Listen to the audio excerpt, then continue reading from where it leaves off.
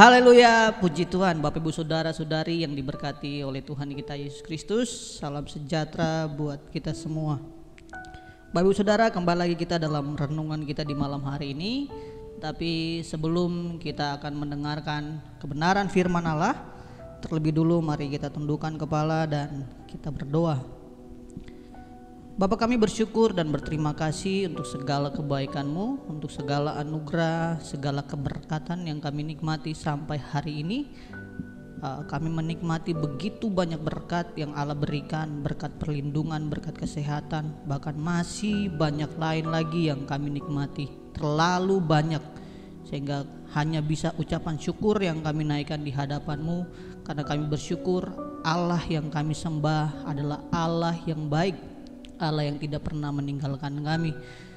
Bapa, kami akan mendengarkan firman-Mu, berkati hamba-Mu dan berkati umat-Mu di dalam nama Tuhan Yesus Kristus. Haleluya, amin. Bapak Ibu saudara-saudari yang diberkati oleh Tuhan kita Yesus Kristus, mari kita melihat renungan kita di hari ini yang terangkat dalam Roma pasalnya yang ke-6, ayatnya yang ke-17 sampai ayatnya yang ke-23 ya.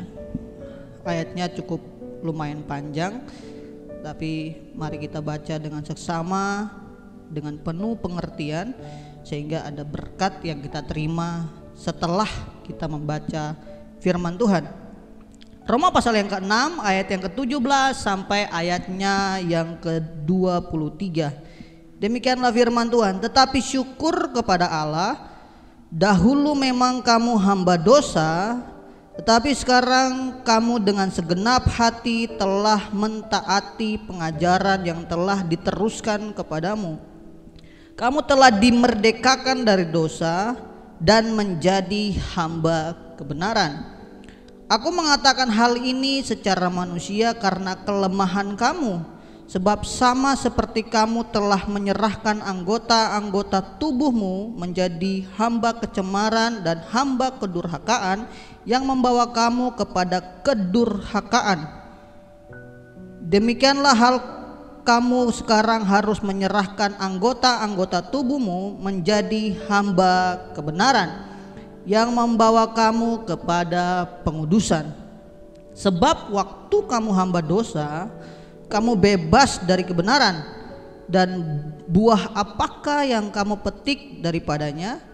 Semuanya itu menyebabkan kamu merasa malu sekarang, karena kesudahan semuanya itu adalah kematian. Tetapi sekarang setelah kamu dimerdekakan dari dosa, dan setelah kamu menjadi hamba Allah, kamu beroleh buah yang membawa kamu kepada pengudusan, dan sebagai kesudahannya ialah hidup yang kekal. Ayat yang terakhir 23. Sebab upah dosa ialah maut, tetapi karunia Allah ialah hidup yang kekal dalam Kristus Yesus Tuhan kita. Diberkatilah saudara yang membaca, merenungkan, terlebih yang melakukan firman Tuhan. Judul dari renungan kita pada malam hari ini adalah kemerdekaan di dalam Kristus. Ya, kita tahu hari-hari belakangan ini kita sedang merayakan yang namanya kemerdekaan bangsa kita, bangsa Indonesia. Tentu kemerdekaan adalah status yang selalu diingini oleh setiap manusia, mengalami satu situasi, satu kondisi yang namanya merdeka, bebas ya. Bangsa kita dijajah oleh begitu banyak negara, mengalami perbudakan, penindasan, penganiayaan, sesuatu yang tidak menyenangkan, sesuatu yang tidak mengenakan, perbudakan ya. Tapi kemudian ketika bangsa kita mengalami yang namanya kemerdekaan, ada sukacita, ada kegembiraan, ada kesenangan yang luar biasa yang dialami oleh bangsa kita. karena mengalami yang namanya kemerdekaan. Itu kemerdekaan bangsa kita, bangsa Indonesia. Ya. Namun timbul pertanyaan di setiap kita pribadi lepas pribadi, sebagai seorang yang berstatus pengikut Kristus, yang percaya kepada Tuhan, ya, yang selalu rindu datang kepada Tuhan, yang mengakui dengan mulut lidahnya bahwa Yesus adalah Tuhan. Tapi kemudian timbullah satu pertanyaan, apakah saya telah merdeka? Seperti yang dikatakan judul yang saya sampaikan di awal tadi, adalah tentang bagaimana kemerdekaan di dalam Kristus. Ya, tentu kita tahu bersama ada hal-hal yang seringkali membelenggu, memperbudak, sama seperti bangsa Indonesia diperbudak, dijajah, dibelenggu. Namun kita tidak dibelenggu oleh manusia-manusia atau musuh dan lainnya, oknum-oknum yang terlihat. Tapi ada satu perbudakan yang begitu melekat, yang begitu dekat dalam kehidupan kita. Itu yang disebut dengan dosa. Kita mengalami yang namanya perbudakan dosa. Kita cenderung hari demi hari bergumul dengan dosa. Bagaimana kehidupan saya itu selalu tidak berbuat dosa, untuk tidak melakukan dosa. Karena manusia saya itu cenderung berbuat dosa. Kemudian timbullah satu pertanyaan, bagaimana agar saya seorang yang percaya kepada Kristus mengalami yang namanya dimerdekakan oleh Kristus, ya, dari dosa, dari perbudakan, dari aniaya. Kalau Bapak Ibu Saudara membaca kitab Roma yang tadi ayat-ayat yang sudah saya bacakan, pasal 6 ayat 17 sampai 13, ya, tentu ada hal-hal yang kemudian membuka pikiran kita, menyadarkan kita bahwa pentingnya kita merdeka di dalam Kristus. Apa yang Kristus lakukan kemudian untuk bisa memerdekakan kita dari dosa perbudakan, gitu. Apa yang kemudian dilakukan Kristus, apa yang membuat kita sadar akan perbuatan Tuhan terhadap kita umat yang berdosa ini, kemudian dicap sebagai seorang yang menjadi hamba kebenaran. Apa yang Yesus lakukan? Bangsa Indonesia ketika harus mengalami yang namanya kemerdekaan, di situ ada yang namanya perjuangan. Ada yang namanya perlawanan, ada yang namanya usaha, ada yang namanya pengorbanan, dan itu harganya nyawa, Bapak Ibu Saudara, ya, taruhannya nyawa.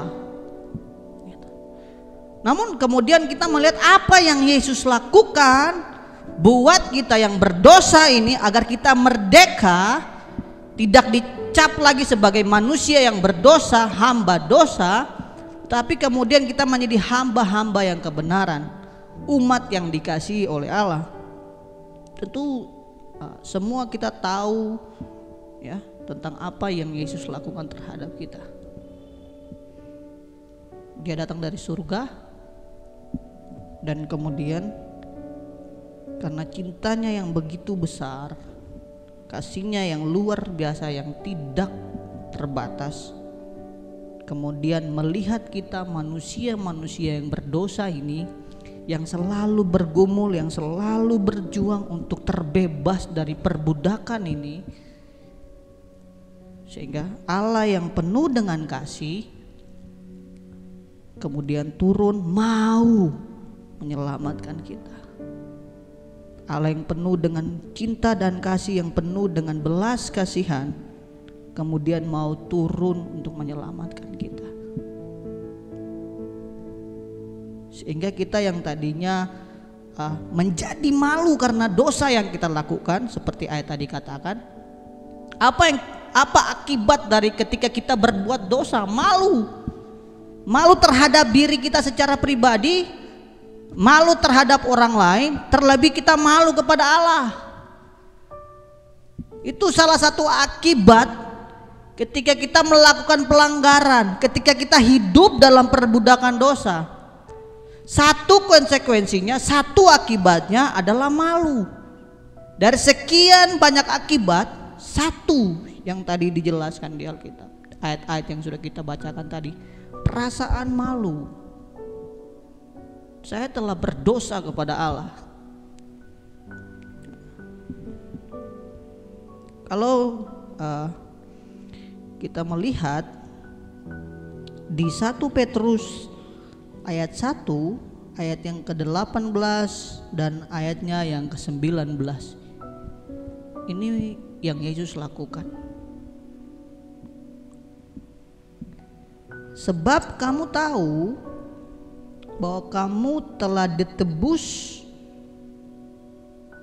dari cara hidupmu yang sia-sia, yang kamu warisi dari nenek moyangmu. Itu bukan dengan barang yang fana, bukan pula dengan emas dan perak, melainkan dengan darah yang mahal, yaitu darah Kristus yang sama seperti darah anak domba yang tidak bernoda dan tak bercacat. Jadi untuk sebuah kesalahan kita, untuk sebuah pelanggaran kita, untuk sebuah penyimpangan yang kita lakukan, itu harganya bukan kecil, Bapak Ibu Saudara. Ada harga yang mahal, dan itu bayarannya darah. Ada pribadi yang seharusnya tidak mengalami kematian, tetapi kemudian karena kita manusia yang berdosa, dia mau mengalami yang namanya kematian. Dia yang tadinya Allah, yang tidak pernah mengecap yang namanya apa itu kematian.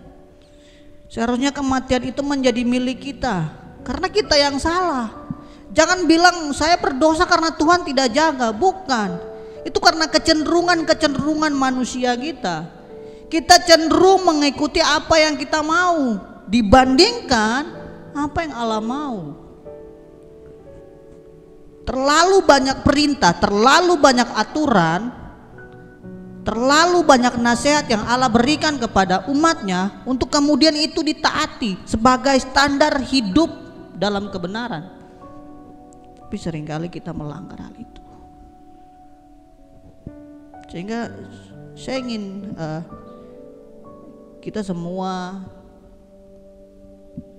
sadar akan hal ini, bahwa di balik sebuah kalimat yang berkata kemerdekaan di dalam Kristus, di dalamnya ada harga yang mahal.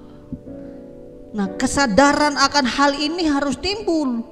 Sehingga ketika kita tahu bahwa ada harga yang mahal di setiap pelanggaran yang saya buat, di setiap perbudakan dosa yang saya nikmati, sehingga ketika kesadaran itu kita miliki, itu akan membuat kita untuk tidak melakukan dosa lagi.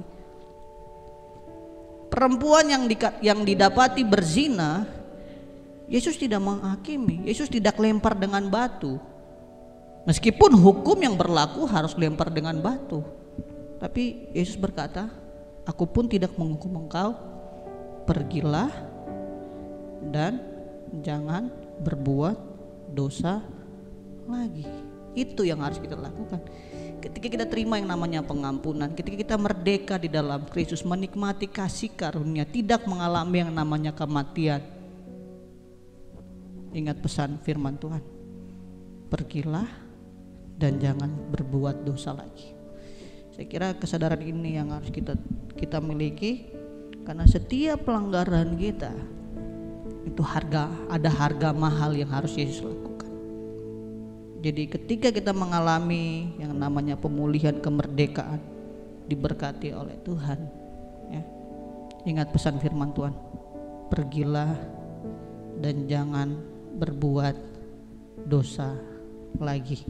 Saya kira itu saja yang menjadi renungan kita sebagai orang-orang yang dimerdekakan oleh Kristus karena kasih-Nya yang besar, sehingga Dia harus menyelamatkan kita semua. Mari kita berdoa. Bapa kami yang di surga, kami bersyukur untuk segala kasih-Mu, segala anugerah-Mu. Oleh karena cinta-Mu yang luar biasa, Engkau telah membebaskan kami, Engkau telah memerdekakan kami lewat karya penebusan, lewat pengorbanan-Mu dalam kehidupan kami. Terima kasih Tuhan, dan ingatkan kami untuk melakukan, untuk kemudian sadar akan pengorbanan yang Kau berikan, dan kemudian kami berusaha. Roh Kudus mampukan kami untuk kemudian kami tidak berbuat dosa lagi. Terima kasih Tuhan, hamba-Mu telah selesai berbicara, tetapi hamba-Mu percaya bahwa Roh Kudus yang akan mengambil alih setiap pekerjaan firman Tuhan. Karena hamba-Mu percaya juga bahwa firman yang keluar itu tidak akan kembali dengan sia-sia, tetapi akan mendapat tempat yang terbaik dan kemudian bekerja seturut dengan waktu-Mu. Terima kasih Tuhan, berkati umat-Mu, berkati mereka keluar masuk mereka, keluarga mereka diberkati oleh Tuhan, di dalam nama Tuhan Yesus Kristus. Haleluya, amin.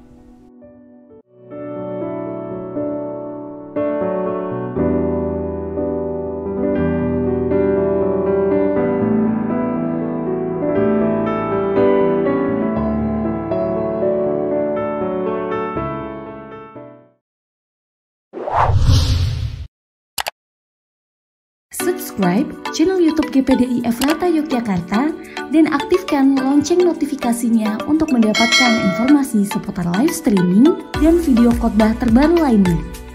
Tombol subscribe berada di kanan atas channel kami dan jangan lupa klik tombol loncengnya. Tuhan Yesus memberkati.